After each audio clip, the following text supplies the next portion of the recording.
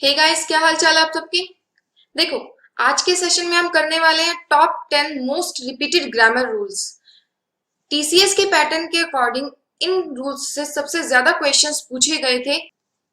सबसे पहला रूल, ये रूल बहुत सिंपल है, मैक्सिमम स्टूडेंट्स को पता होता है, फिर भी एग्जाम में जाके मिस्टेक हो जाती है। देखो, जब भी हम नाउन के साथ एस या ईएस लगाते हैं, नाउन प्लूरल बन जाता है, लेकिन वर्ब की अगर बात की जाए तो वर्ब के साथ एस या ईएस लगाने से वर्ब हमारी सिंगुलर बन जाती है। जैसे कार है, कार के साथ एस लगाया, क्या बना, कार्स प्लूरल।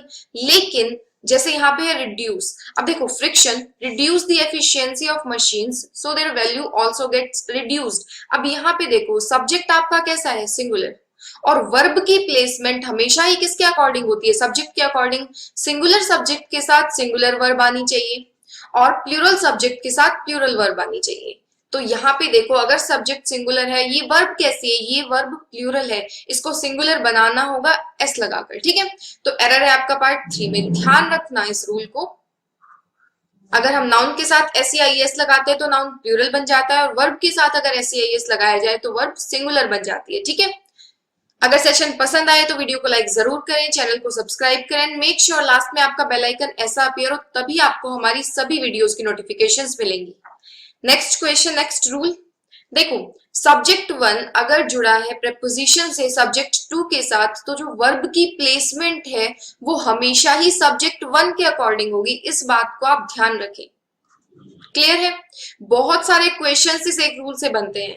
अगर सब्जेक्ट 1 प्रेपोजिशन से जुड़ा है सब्जेक्ट 2 के साथ, तो जो वर्ब की प्लेसमेंट है वो सब्जेक्ट 1 के अकॉर्डिंग होगी। अब देखो, रटने की कोई नीड नहीं है, इसी में मैं आपको एक और रूल बताती हूँ।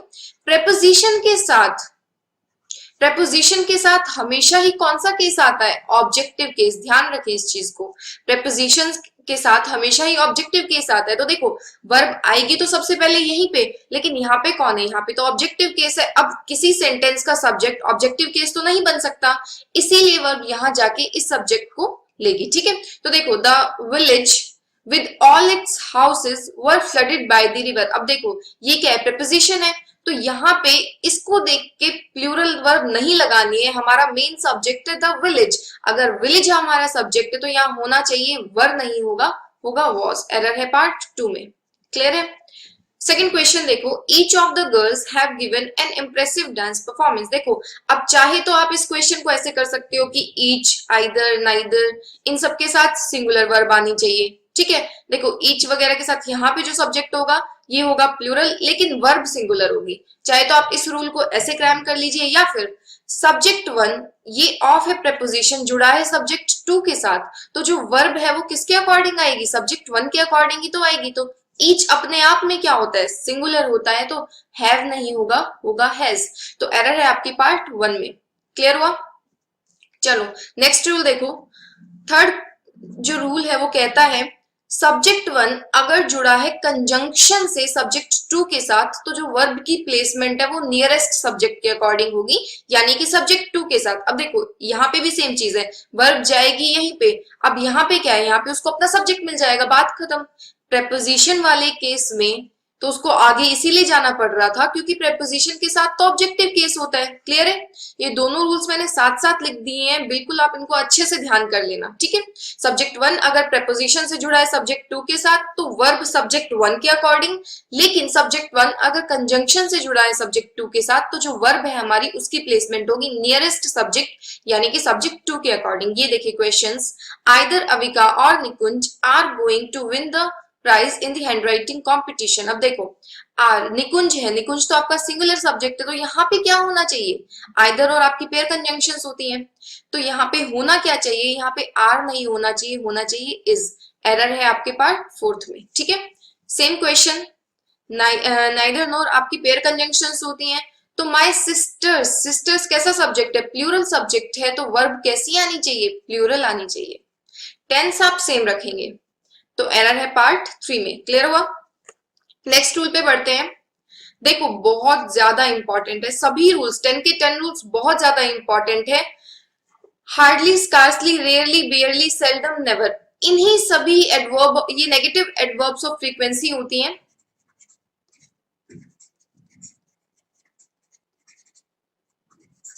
Negative adverb of frequency hardly, scarcely, rarely, barely, seldom, never, इन सब के साथ जो पेयर बनता है उसका बनता है व्हेन, ठीक है।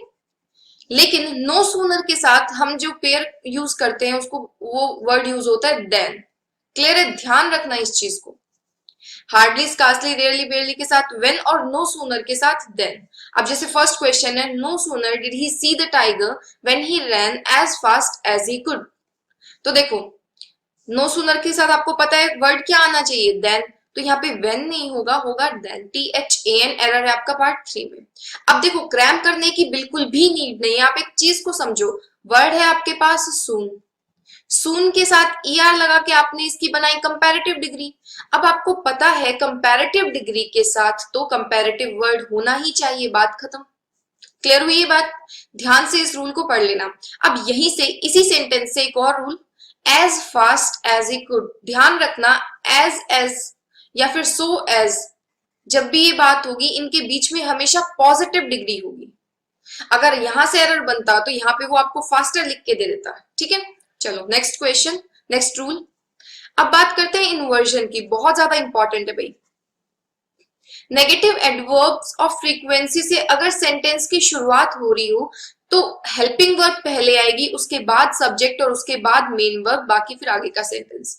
नॉर्मल स्ट्रक्चर की अगर बात की जाए तो subject plus helping verb plus main verb plus object, ये हमारा स्ट्रक्चर रहता है। लेकिन ध्यान दो अगर एडवर्ब से स्टार्टिंग हो रही है सेंटेंस की तो एडवर्ब का काम क्या होता है, एडवर्ब आपका वर्ब को क्वालिफाई करता है, सब्जेक्ट को क्वालिफाई नहीं करेगा, क्योंकि सब्जेक्ट बनने की कैपेसिटी नाउन के पास होती है। तो नाउन को तो एडजेक्टिव क्वालिफाई करेगा, एडवर्ब क्वालिफाई नहीं करेगा। बस यही रीजन है कि हमको इस एडवर्ब को क्वालिफाई करने के लिए वर्ब देना पड़ेगा।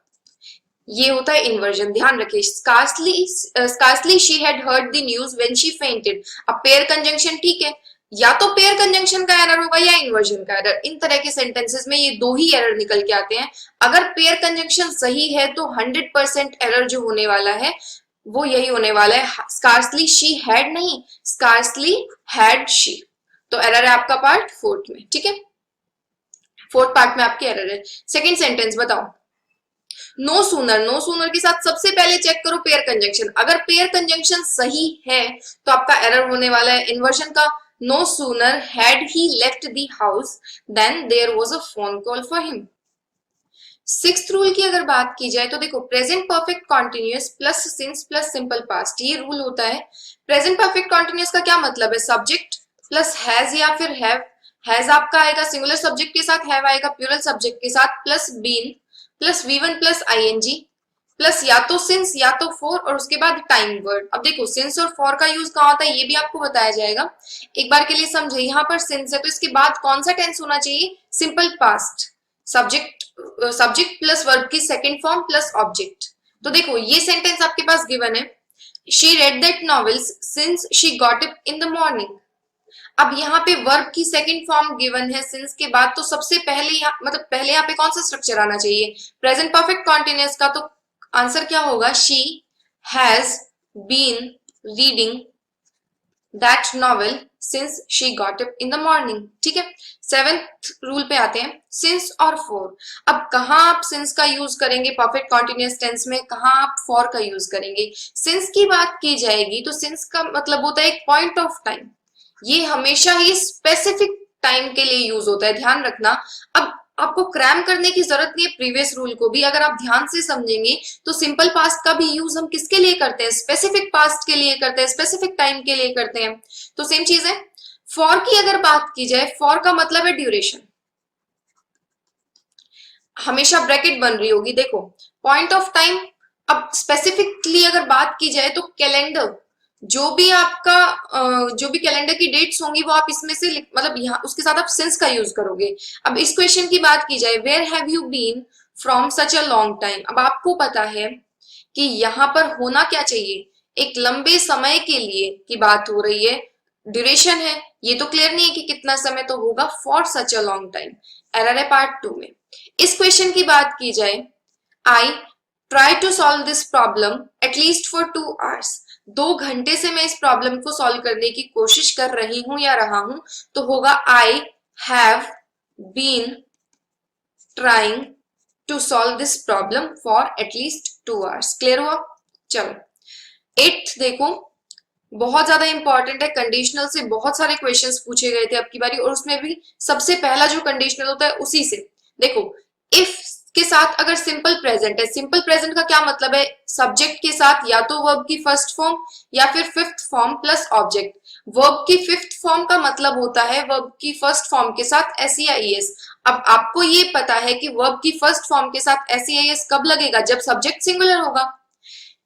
अगर इफ कंडीशन में सिंपल प्रेजेंट है तो रिजल्ट जो होगा वो किस में होगा, सिंपल फ्यूचर में होगा। सिंपल फ्यूचर का क्या मतलब है, विल या फिर शैल प्लस वर्ब की फर्स्ट फॉर्म। चलो ये क्वेश्चन को देखो, if you listen to the English news it improve your English, नहीं इट विल इंप्रूव। सिंपल था। इफ आई हैव मनी, अगर मेरे पास पैसे होते, I will purchase this house, मैं ये घर खरीद लेता।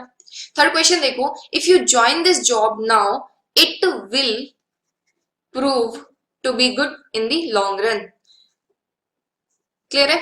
देखो यहां पे मैं आपको कराने वाली हूँ सिर्फ 10 रूल्स, लेकिन आपको टॉप 100 रूल्स वाली क्लास में प्रेजेंट रहना है। सभी के सभी लोग जाके अभी सबसे पहले एनरोल करना क्लास में, लिंक आपको डिस्क्रिप्शन में मिल जाएगा। ये क्लास सभी के लिए 100% फ्री है, ध्यान रखना इस चीज का। 19 अक्टूबर को शाम 7:30 बजे, कुछ और नहीं करना है, क्लास अटेंड करनी है। इन टॉप 100 रूल्स में सारी की सारी ग्रामर को कवर करेंगे, ठीक है। क्लास 100% फ्री है सभी के लिए, तो सभी के सभी आ जाना। चलो 9th क्वेश्चन देखो, 9th रूल देखो, अगर दो एक्शन पास्ट में हो रहे हैं तो फर्स्ट एक्शन हमेशा ही किस में होगा, पास्ट परफेक्ट में। पास्ट परफेक्ट का क्या मतलब है, सब्जेक्ट प्लस हैड के साथ वर्ब की थर्ड फॉर्म प्लस ऑब्जेक्ट, ठीक है। और सेकंड एक्शन होगा आपका सिंपल पास्ट में, यानी कि सब्जेक्ट प्लस वर्ब की सेकंड फॉर्म प्लस ऑब्जेक्ट। अब ध्यान रखना एक्शन दोनों ही पास्ट में हो रहे हैं, तो पास्ट जो सेकंड एक्शन है वो पास्ट है, लेकिन first action past of past है, यानी मोर पास्ट हुआ, इसीलिए इसको हमने लिखा है पास्ट परफेक्ट में, इसको सिंपल पास्ट में। अब ये क्वेश्चन देखो, when we went to the cinema yesterday the film had already start. अब यहाँ पे आपको पता है फिल्म पहले स्टार्ट हो चुकी है, हम बाद में पहुंचे हैं, तो ये काम पहले हुआ है ना, ये किस में आना चाहिए, पास्ट परफेक्ट में। अब हैड है यहाँ पे, वर्ब की थर्ड फॉर्म होगी हैड ऑलरेडी स्टार्टेड। क्लियर हुआ? 10th रूल को समझना। क्वेश्चन टैग बहुत ज्यादा इंपॉर्टेंट, सभी के सभी रूल्स इंपॉर्टेंट है। पॉजिटिव क्वेश्चन टैग के कुछ रूल्स होते हैं, क्या क्या, अगर आपका सेंटेंस पॉजिटिव है तो क्वेश्चन टैग नेगेटिव बनेगा, अगर सेंटेंस नेगेटिव है तो क्वेश्चन टैग आपका पॉजिटिव बनेगा। ये तो हुआ पहला रूल। दूसरा रूल ये रहता है कि टेंस चेंज नहीं होता है भाई। और थर्ड रूल रहता है कि हम प्रोनाउंस का ही यूज करते हैं। और फोर्थ रूल रहता है कि हमेशा कॉन्ट्रैक्शन यूज होगा हेल्पिंग वर्ब के साथ, नॉट का।